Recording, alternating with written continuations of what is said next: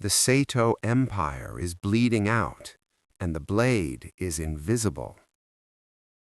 Kenji Sato stared at the sunset, but all he saw were the red lines on a digital ledger. For 3 generations, the Sato name meant absolute control in the underworld. Now the assets weren't just being stolen, they were vanishing. His best hackers were stumped, his enforcers were hunting ghosts, and according to Lawrence, his CFO, the family was exactly 18 months away from total insolvency.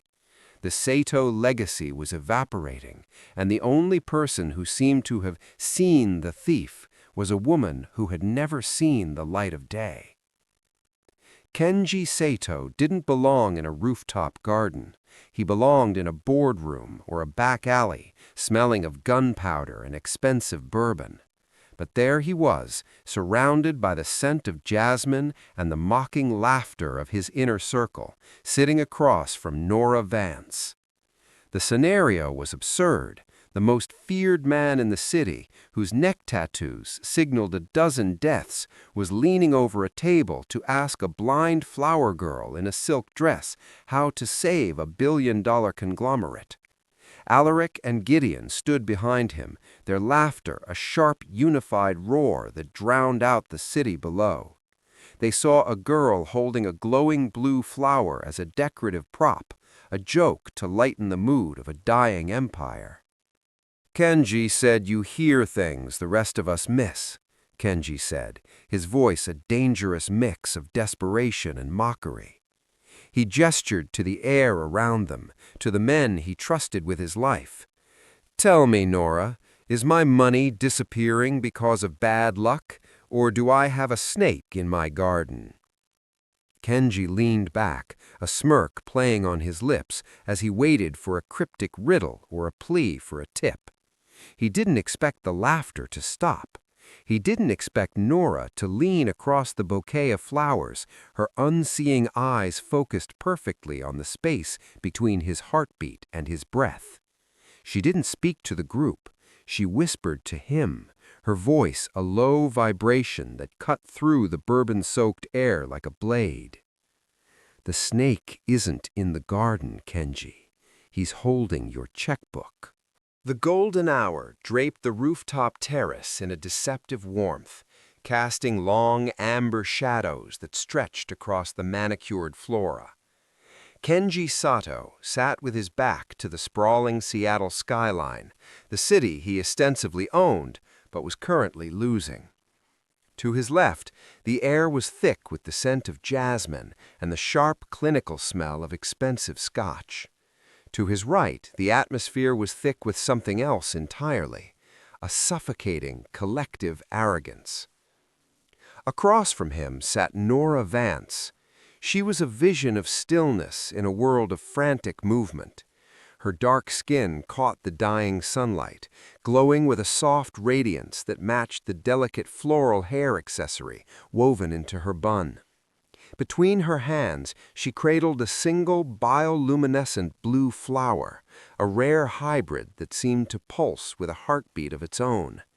Her eyes, clouded and unseeing, were fixed on a point just past Kenji's shoulder, yet she sat with a dignity that made the armed men behind him look like unruly children. "So, this is the famous oracle," Alaric Stone drawled, leaning against the glass railing. He gestured toward Nora's dress, his eyes tracking the silk floral patterns. "I expected more crystal balls and less gardening." Gideon Cross let out a low, guttural chuckle, his hand resting habitually on the grip of his holster. "Boss, if we wanted to talk to flowers, we could have stayed in the lobby. We have real problems, the kind that don't get solved by staring at a light-up weed." Kenji didn't join the laughter immediately. He watched Nora. He watched the way her fingers moved over the petals, light, rhythmic, and incredibly precise. He took a slow sip of his bourbon, the ice clinking against the glass. The sound seemed amplified in the quiet of the garden. "They say she hears the truth in the friction of the wind," Kenji said, his voice laced with a bitter irony. He wanted to believe there was a secret to be found here, but his rational mind felt the weight of the missing millions. He leaned forward, his neck tattoos shifting like shadows. "Tell me, Nora, my associates think this is a joke. They think a woman who can't see the ledger has no business talking about the bottom line." Behind him, Lawrence, the CFO, cleared his throat, a dry, nervous sound. "Lawrence, perhaps we should get back to the office. The audit starts at dawn." "Let the lady speak, Lawrence," Kenji snapped, though his eyes never left Nora's calm face. "He's right, Nora. The men are laughing. They think you're a decorative prop I bought to distract myself from the fact that my house is on fire." Nora didn't flinch at the mockery. She didn't even tilt her head. Instead, she tightened her grip on the glowing flower, its blue light casting a pale hue over her composed features. The laughter of the 5 men behind Kenji rose again, a wall of dismissive sound intended to assert their dominance over the quiet girl. She waited until the laughter reached its peak, until the mockery felt like a physical weight in the air. Then she leaned forward. The blue glow of the flower illuminated the sudden, sharp focus in her expression. "They laugh because they think silence is emptiness, Mr. Sato. But I can hear the rot. It has a very specific rhythm." The laughter died in an instant, replaced by a sudden chilling stillness as Nora's sightless gaze seemed to pierce right through the man holding the checkbook. The silence that followed Nora's words was not empty. It was heavy, vibrating with the sudden, sharp tension of a wire about to snap. Kenji leaned in closer, his shadow falling over her like a shroud. The amber light of the setting sun caught the gold of his watch and the dark ink on his neck, but his focus was entirely on the woman who couldn't see him. "A specific rhythm?" Kenji's voice was barely a breath, dangerous and low. "Explain yourself, little flower. My men don't like being called rot." Behind him, the unified front of the inner circle faltered. Alaric's smirk had flattened into a thin, hard line. Gideon's hand shifted an inch closer to his weapon, his eyes darting between the girl and his boss. But it was Lawrence, the CFO, who broke the stillness. He stepped forward, his leather shoes clicking sharply on the stone tile. "Kenji, this is absurd," Lawrence said, his voice pitched with a forced professional calm. "She's a street performer using parlor tricks to get a bigger tip. We have a meeting with the overseas accounts in 20 minutes. We shouldn't be wasting time on—" "I don't need eyes to hear a heart that's lying to its own chest," Nora interrupted. Her voice wasn't loud, but it carried a weight that silenced the older man instantly. She reached out, her fingers hovering just inches above the table's surface, as if reading the vibrations of the very air. "The theft isn't a hole in the ledger, Mr. Sato. It's a rhythmic extraction. Every Tuesday at 4 p.m., a heartbeat in your office spikes not out of fear, but out of the thrill of a successful strike. I heard it 3 floors down when I was delivering the orchids last week." Kenji's eyes narrowed. He looked at Nora, then slowly turned his head to look at his men. The mockery that had filled the terrace moments ago had vanished, replaced by a cold, suffocating suspicion. Nora leaned forward, her face inches from Kenji's. The glowing blue flower between them pulsed with a sudden brilliant intensity, casting flickering shadows against her cheekbones. The scent of jasmine seemed to sharpen, turning metallic. "He thinks you're too blinded by your father's legacy to see the new math," she whispered. It was a sound meant only for him, yet in the sudden, deafening quiet of the rooftop, it felt like a scream. "He's not just taking your money, Kenji. He's selling the roots to the Italians. He's the one who told them where the shipment was in the harbor." Kenji felt the air leave the terrace. He didn't blink. "Give me a name, Nora." She didn't hesitate. Her sightless eyes remained fixed on the horizon, but her hand moved, pointing a single steady finger toward the man who had managed the Sato family's wealth for 15 years. "The man who just told you we were out of time," she said.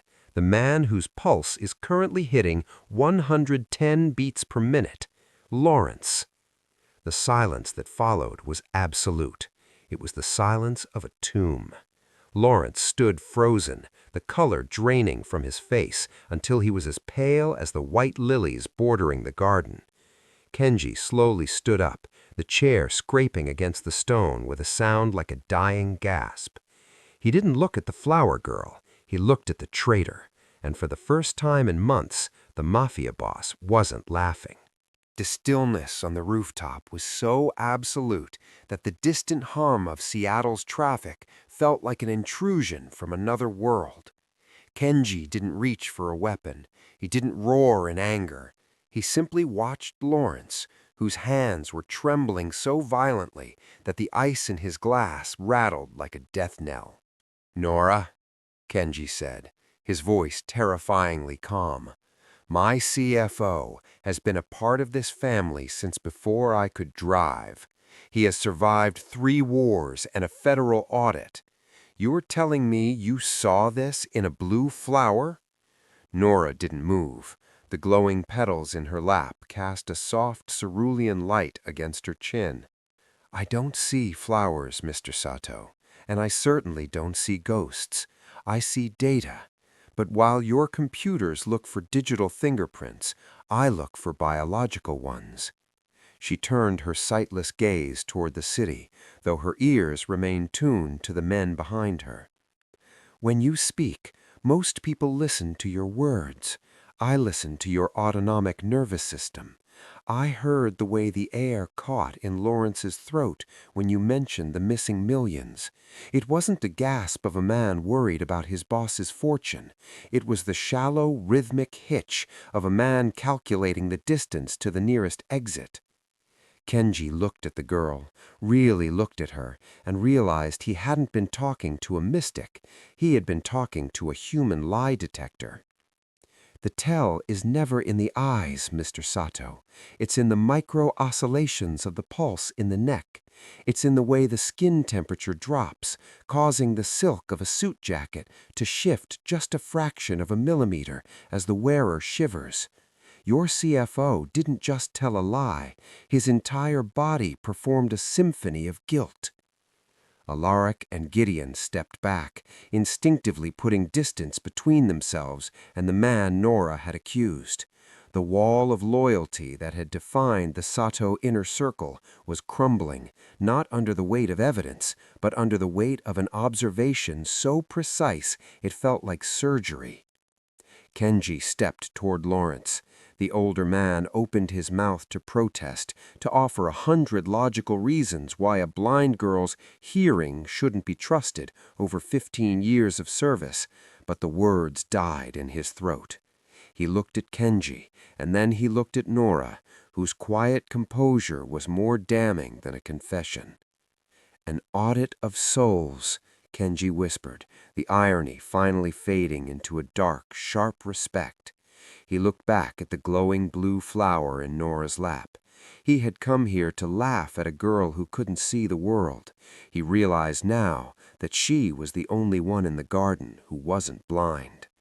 He turned back to Lawrence, his expression hardening into a mask of granite. "Gideon, take the ledger from his office. Alaric, secure his devices. And Lawrence," Kenji leaned in, his shadow swallowing the man whole, "don't bother checking your pulse. We already know what it's saying." The golden light had surrendered to a bruised purple twilight by the time the guards dragged Lawrence away, his pleas for mercy dissolving into the wind. The rooftop was suddenly cavernous, occupied only by the scent of crushed jasmine and the electric hum of the blue flower. Kenji stood at the edge of the terrace, his hands gripped tight on the railing as he looked out over the city. He wasn't looking at the lights, he was looking at the debris of his trust. He turned back to Nora. She hadn't moved. She remained seated, a pillar of marble and silk, her hands still folded protectively over the glowing petals. "You realized what my experts missed in 15 minutes, Kenji said, his voice stripped of its earlier mockery. "You didn't just find a leak, you found a ghost." "Most people are blinded by what they expect to see," Nora replied softly. "They see a loyal CFO. They see a blind girl. They don't see the reality hiding in the frequency of a voice or the rhythm of a breath." Kenji walked toward her, his heavy footsteps slowing as he approached her orbit. He stopped 3 feet away, respecting the invisible boundary she seemed to project. "I'm in the middle of a transition, Nora. I'm trying to move 100 years of shadow into the light, but I'm surrounded by men who speak the old language of lies. I need ears that can hear the truth before it's spoken."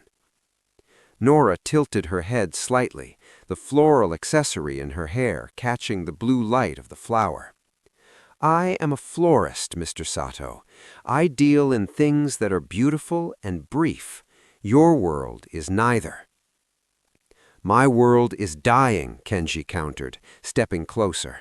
"And if it dies, the fallout will bury more than just me.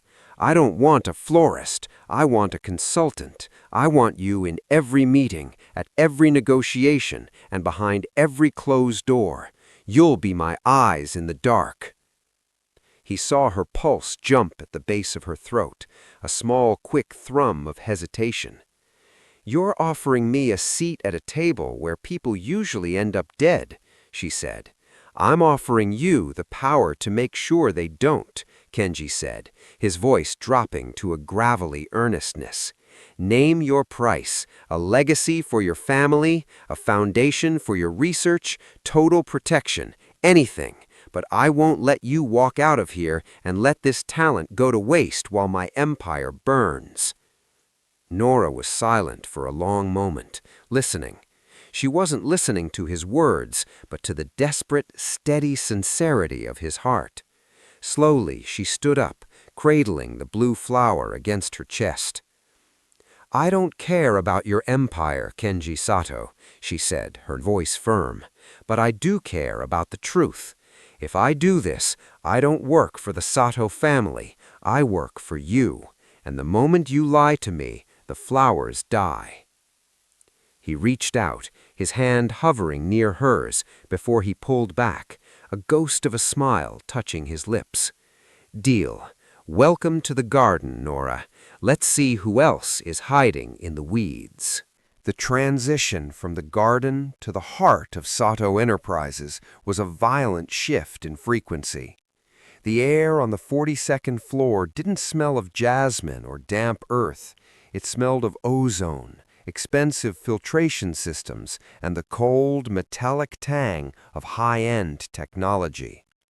As Nora stepped off the elevator, her cane tapping a rhythmic, hollow code against the polished marble, the world around her changed from a sanctuary into a battlefield of hidden intentions. Kenji walked half a step ahead of her, his presence a physical shield against the wall of sudden silence that hit them the moment the doors opened. Nora didn't need sight to feel the weight of 100 pairs of eyes. She felt the temperature in the room rise as the employees of Sato Enterprises, men and women in crisp, dark suits, stopped mid-motion. The air was thick with the friction of their collective confusion. To them, she was an anomaly, a woman in a soft, flowing dress with a blind person's cane, being ushered into the inner sanctum by a man who usually moved through these halls like a storm front. "Keep moving." Kenji's voice was a low growl, directed more at his staff than at Nora. As they passed the open-plan workstations, Nora's senses began to categorize the chaos. She heard the frantic, uneven tapping of keys as workers tried to appear busy. She heard the sharp, shallow breathing of a receptionist whose heart rate spiked as they passed. But more than anything, she felt the pressure of the glass walls. The acoustics were treacherous.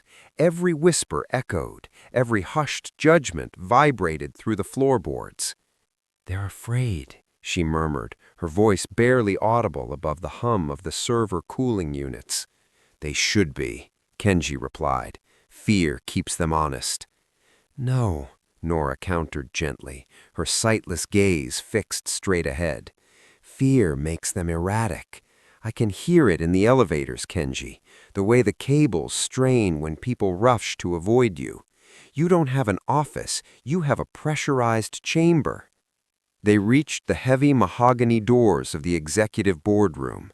Before Kenji could reach for the handle, Nora stopped. She tilted her head, her floral hair accessory catching the harsh, fluorescent light. Behind the doors, she could hear the muffled sounds of the remaining inner circle, Gideon's heavy, restless pacing, and Alaric's rhythmic tapping of a pen against a glass table. But there was a third sound, a faint, whistling breath that signaled a lung capacity restricted by nerves. "Wait," she whispered, laying a hand on Kenji's sleeve. The fabric of his suit was warm, and she could feel the steady, powerful thrum of his pulse beneath. "Before we go in, you should know, the room doesn't smell like betrayal yet, but it smells like panic. They're not ready for me to hear them." Kenji looked down at her hand, then at the doors. He didn't pull away. Instead, he straightened his tie, his expression hardening into the mask of a leader who had finally found his most dangerous weapon. He pushed the doors open, and the cold air of the boardroom rushed out to meet them, silent and expectant. The heavy mahogany doors swung shut, sealing the boardroom in a silence so thick it felt pressurized. Kenji took his seat at the head of the long obsidian table, his presence commanding a stillness that was almost suffocating. Nora sat to his right, her hands resting lightly on the edge of the table, her sightless gaze fixed forward. Across from them, Lawrence stood before a massive projection screen, his silhouette framed by glowing graphs and red-inked deficits. "The losses are concentrated in the mid-tier logistics accounts," Lawrence began, his voice steady, projecting the practiced confidence of a man who had spent decades managing empires. He tapped a laser pointer against a plummeting line graph. "As I explained, Kenji, the increased federal oversight on maritime trade has forced us into less efficient routing. We're losing 12% on the transfer alone." Kenji watched the screen, his jaw set. To any sighted person in the room, the data was ironclad, a logical explanation for a sinking ship. But Nora wasn't looking at the screen. She was leaning slightly to the left, her ear angled toward the source of the sound. To her, the room was a symphony of biological data. She heard the low, rhythmic hum of the air conditioning, the steady, aggressive thrum of Kenji's pulse, and the sharp, metallic click of Lawrence's pointer. "Wait," Nora said. Her voice was soft, but it acted like a physical barrier, stopping Lawrence mid-sentence. The CFO paused, his shadow flickering against the red graph. "Miss Vance, I realize this is a complex financial transition, but we are in the middle of a critical audit." "The third paragraph of the logistics report," Nora said, ignoring his condescension. "Read the projected overhead for the Singapore harbor route again." Lawrence hesitated. The paper in his hand gave a microscopic rustle. 3.4 million, as stated. "No," Nora said, her voice growing firmer. "Read it exactly as it's written." As Lawrence began to repeat the numbers, Nora's world narrowed down to the sound of her respiratory system. She heard the intake of breath, a sharp, ragged hitch, just before he reached the decimal point. It was a minute hesitation, a brief collapse of the diaphragm that occurred only when he spoke that specific set of figures. "Your lungs are betraying you, Lawrence," Nora remarked calmly, the sound of her voice echoing in the vast room. Your air conditioning becomes shallow and thoracic when you mention the Singapore overhead, because you're holding your breath to keep your voice from trembling, because you know that number isn't a deficit, it's a diversion. Kenji's eyes shifted from the screen to his CFO. The atmosphere in the room changed instantly, the temperature seeming to drop 10 degrees. Lawrence's laser pointer wavered, the red dot dancing erratically against the glass. I'm simply tired, Kenji," Lawrence stammered, but the hitch was there again, louder this time, a wheezing whistle of panic that even Kenji could now detect in the sudden predatory silence of the room. Nora leaned back, her face a mask of serene focus. "The ledger isn't bleeding because of federal oversight, Mr. Sato. It's bleeding because your CFO is holding his breath over the stolen $3 million. The restaurant was empty, cleared of its patrons by a single phone call and a stack of $100 bills. It was a space of velvet shadows and flickering candlelight, tucked away in a corner of the city where the neon hum of Seattle felt a lifetime away.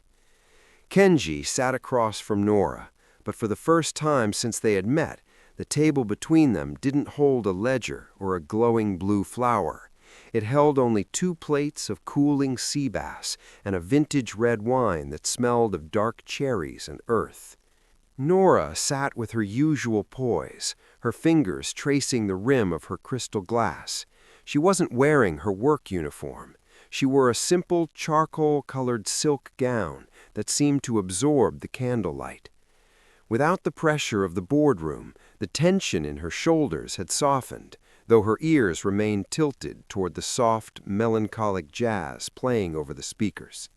"You're quiet tonight," Kenji remarked, swirling his wine. "Usually you're telling me which of my captains is developing an ulcer from his own secrets."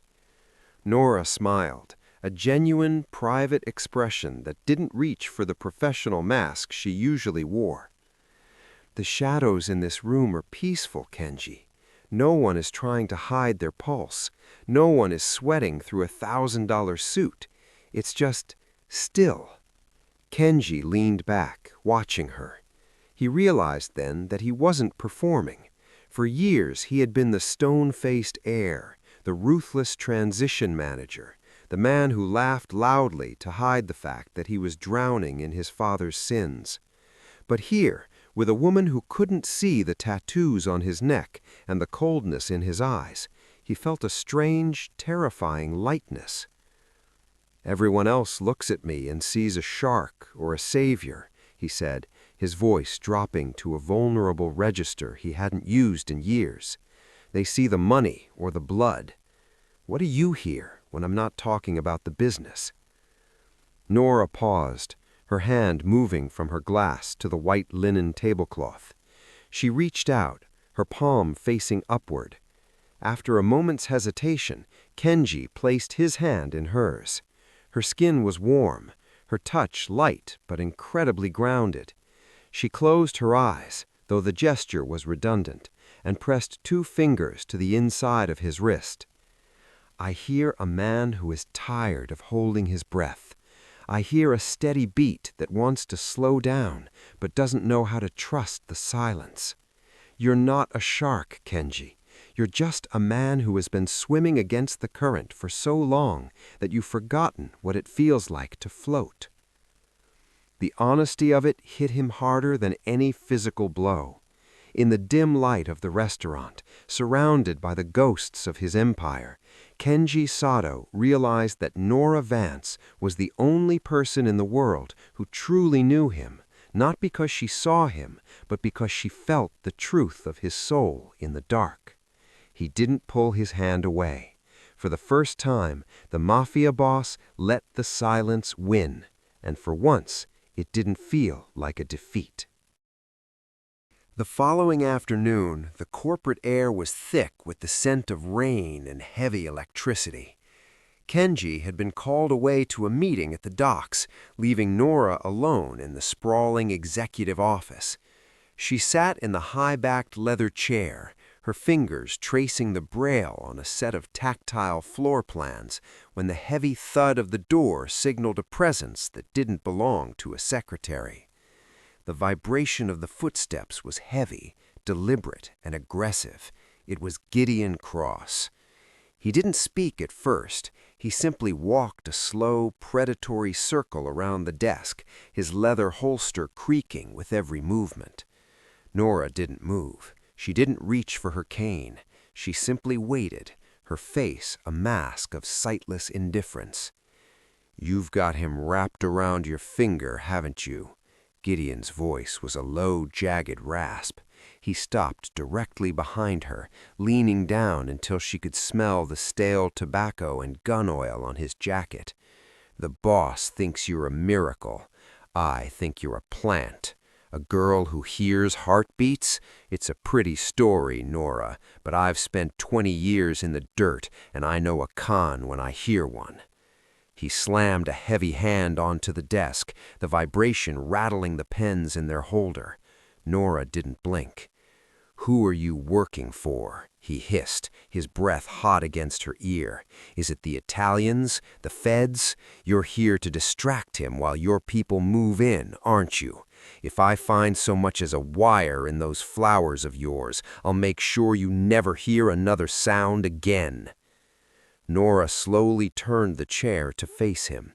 Though her eyes were clouded, she tilted her chin up, meeting the direction of his voice with a terrifying precision. "You're making a mistake, Mr. Cross," she said, her voice like silk over steel. "You think you're intimidating me because you're loud, but I can hear your adrenal glands working overtime. You aren't angry because you suspect me. You're angry because for the first time in your career, there is something in this room you can't shoot." Gideon stiffened, his shadow looming over her, but Nora stepped into his space, her voice dropping to a whisper. "Your heart rate is erratic, Gideon. It's been that way since Lawrence was dragged out.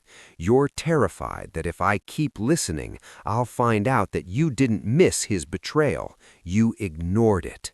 So go ahead, threaten me. But remember, the louder you get, the more you tell me exactly what you're hiding."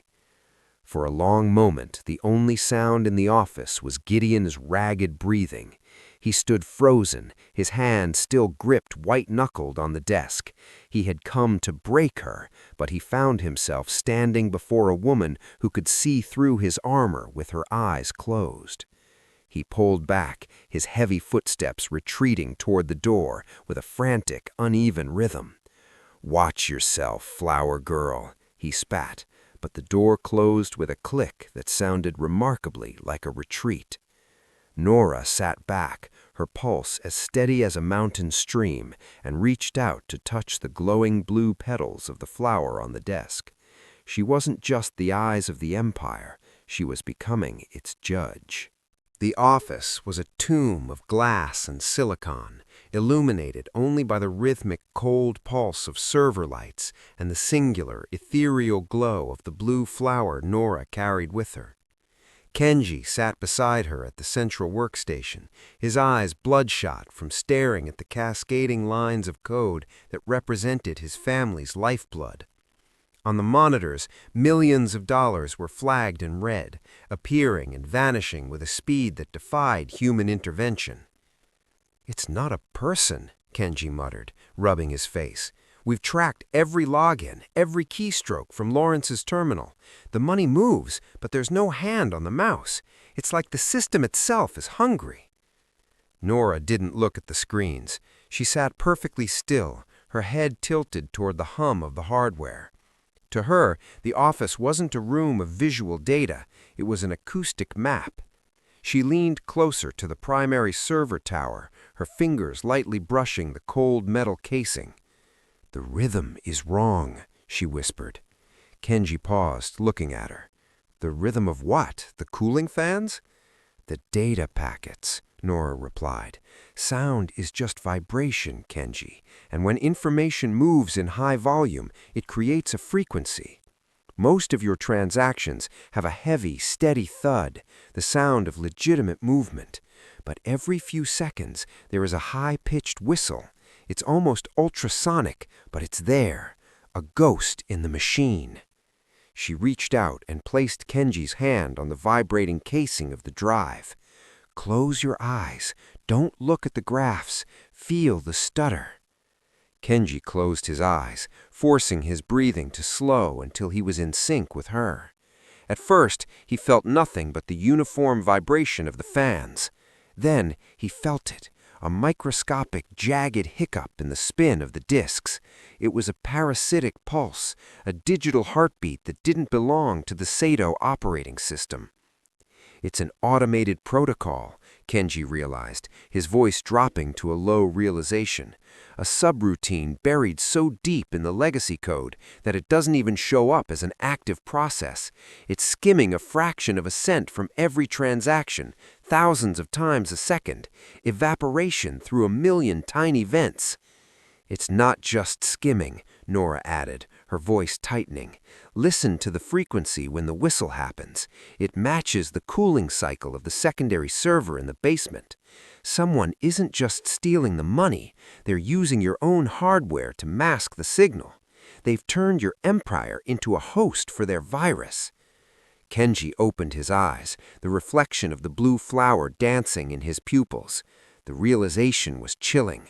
Lawrence hadn't been the mastermind. He had been the caretaker, ensuring the machine stayed fed. The ghost was a digital architect who knew the Sato systems better than the people who built them. If we kill the protocol, we alert the architect, said Kenji, a dark fire igniting in his gaze. Then don't kill it, Nora said, her sightless gaze fixed on the flashing server. Change the frequency. Feed the ghost a lie and follow the sound of its hunger back to the source. The skyline of Seattle was a jagged crown of glass and light, but on the rooftop of the Sato Plaza, the atmosphere was strictly old-world elegance. String lights twinkled like low-hanging stars over a sea of tailored tuxedos and silk gowns. It was the annual Founders Gala, the perfect masquerade for a criminal empire scrubbing itself clean. Kenji moved through the crowd with a predatory grace, his black suit sharp enough to bleed, but he wasn't the center of gravity tonight. Nora stood at the edge of the fountain, her presence an intentional provocation. She wore a gown of shimmering midnight blue, her sightless eyes masked by a delicate lace veil that added to her aura of mystery. In her hands, she held a fresh bouquet of the glowing blue flowers, their bioluminescence pulsing in a slow, hypnotic rhythm that matched the ambient jazz. "The trap is open," Kenji murmured, leaning in as if to steal a secret kiss. "The server logs show the ghost has started the transfer. They think the gala is the perfect noise to hide the signal." "Then let's give them something to listen to," Nora whispered back. She turned away from him, her cane tapping a deliberate, echoing path toward the center of the terrace where the inner circle stood. Alaric and Gideon were there, playing the part of loyal lieutenants, but Nora's attention was locked on the frequency of the space. She stopped just feet away from them and raised her voice slightly, loud enough to carry over the clinking of champagne flutes. "It's a beautiful evening, isn't it?" she said to the air. "Though it's a shame about the basement. The cooling fans on the secondary server are failing. Mr. Sato is planning to shut the entire system down at midnight for a hard manual reset. I suppose whatever is hidden in those digital pipes will be crushed when the encryption keys rotate." It was a blatant lie, a jagged piece of bait tossed into a dark pool. Kenji watched from the periphery, his pulse steady, his eyes scanning the faces of his most trusted men. The reaction was instantaneous, though invisible to the naked eye.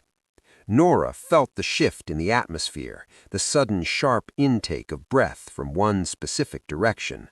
A heartbeat nearby didn't just spike, it stuttered into a frantic, chaotic gallop. The scent of expensive cologne was suddenly spiked with the acrid tang of cold sweat. "A hard reset?" a voice asked, sharp, thin, and vibrating with a hidden panic. Nora smiled, a cold, knowing curve of her lips. She didn't need to see the traitor to know they were already reaching for their phone in their pocket, desperate to override the protocol before the reset destroyed their life's work. "At midnight," Nora confirmed, her sightless gaze narrowing on the source of the sound. "But then again, some things are better left in the dark, don't you think?" She felt the traitor move away, their footsteps hurried and uneven. The ghost was no longer in the machine. He was running for the exit. The gala's golden light felt miles away as Kenji and Nora descended into the bowels of the Sato Plaza. The basement was a labyrinth of concrete and humming machinery, smelling of damp earth and hot copper. Nora moved with an eerie confidence, her cane silent on the cold floor, her ears tracking the frantic, heavy breathing that echoed through the ventilation shafts. They found him in the auxiliary server room. Alaric Stone was hunched over a terminal, his fingers dancing across the keys with a desperate, jerky motion. The blue light of the monitor reflected off the sweat on his forehead, making him look aged and hollow. He didn't hear them enter until Kenji's shadow fell across the server rack. Alaric jumped, nearly knocking over the terminal. Behind Kenji, Gideon Cross stepped into the light, his pistol drawn and leveled at Alaric's chest. The betrayal hung in the air, thicker than the dust. "I thought it was Lawrence," Kenji said, his voice a low, vibrating growl. "But Lawrence was just the shield. You were the ghost, Alaric. You were the one writing the code while you stood at my right hand." "Kenji, listen," Alaric stammered, his eyes darting toward the exit. "The old ways were dying. The Italians offered a way out, a digital future. I did it for the family." "You did it for yourself," Nora interrupted. Her sightless eyes were fixed on Alaric's position. "I can hear the rhythm of your lies even now. Your heart isn't beating for the family. It's beating for the offshore account you just tried to finalize." Gideon stepped forward, the hammer of his gun clicking back with a sound like a bone snapping. The air in the room turned frigid. This was the old way, the path of the Sato fathers. A traitor found was a traitor buried. Kenji looked at the back of Alaric's head, his hand twitching toward the knife tucked into his waistband. The instinct to destroy what had hurt him was a roar in his blood. He felt a light touch on his arm. Nora's hand was cool, her fingers finding the tension in his muscle. "The blood won't change the numbers, Kenji," she whispered. "If you kill him here, you stay in the dark. If you take the data, you take the light." Kenji looked from the trembling traitor to the woman who had seen through the world's most expensive lies. He realized that Alaric expected the bullet. He wanted the old Kenji, the one who ruled by fear, because that version of the Sato Empire was easy to predict. Kenji reached out, but not for his weapon. He grabbed the flash drive plugged into the server and ripped it out, severing the connection. "Gideon, put the gun away," Kenji commanded. The silence that followed was heavy with shock. "Turn him over to the federal auditors we hired. Give them the drive. Let them see the Italian connections." "Boss?" Gideon blinked, confused. "He betrayed us." "And the old way is dead," Kenji said, looking at Nora. He felt the weight of the legacy lift, replaced by a terrifying, clean slate. "We don't need a ghost to run our business anymore. We have a vision." As the guards moved in to take Alaric away, Kenji didn't look back at the ruin. He led Nora out of the concrete tomb, walking toward the sunrise of a world that was finally, truly his to see. The transition was complete. The air at the top of Sato Plaza no longer tasted of cold ozone and industrial secrets. It smelled of the salt from the sound and the 1,000 blooming jasmine plants that now lined the terrace. Below them, the city of Seattle was a tapestry of amber lights. But for the first time in generations, the name emblazoned in neon atop the tower didn't represent a threat. It represented a promise. Kenji Sato stood at the glass railing, his sleeves rolled up to reveal the tattoos that served as a map of his past, a past he had finally stopped running from. He was no longer a ghost hunter or a Mafia heir. He was the chairman of a legitimate global conglomerate, one built not on the silence of the intimidated, but on the transparency of the brilliant. He heard the soft, familiar rhythm of Nora's footsteps before she even reached the terrace. Her cane remained folded in her bag. She moved through the garden by memory, and the scent of the blue flora she had cultivated into a symbol of their new era. She wore a dress of ivory silk that caught the moonlight, her presence radiating the same quiet strength that had once silenced a rooftop full of killers. "The final audit was signed an hour ago," Kenji said, his voice resonant with a peace he had never known. "The last of the shell companies are closed. The Italians have retreated into the shadows, and we are finally in the light." Nora came to stand beside him, her shoulder brushing his. She didn't look at the horizon, but she tilted her head, listening to the city. "The rhythm has changed, Kenji. The heartbeat of this building, it's steady now. No more hitching breaths in the boardroom, no more frantic pulses in the lobby. It sounds like a machine that finally knows its purpose." Kenji looked at her, the woman who had seen the rot he was too arrogant to acknowledge. He realized that while he had given her a platform and a title, she had given him something far more valuable, a vision that didn't require eyes. "They used to call me the boss of a dying empire," Kenji murmured, reaching out to take her hand. His grip was firm, his pulse a calm, unwavering thrum against her palm. "Now they call me a visionary, but we both know who the real architect is." Nora squeezed his hand, a small, knowing smile playing on her lips. "A visionary is just someone who stops ignoring what's right in front of them, Kenji. You chose to listen when everyone else was busy laughing." The moon climbed higher, casting a silver glow over the garden and the two people who had redefined power. On the rooftop, where a joke question had once been met with a devastating whisper, there was no more mockery. There was only the quiet, beautiful sound of a future being built, one heartbeat at a time. Together they stood at the edge of the world, finally seeing exactly the same thing, a life that was no longer a gamble, but a masterpiece.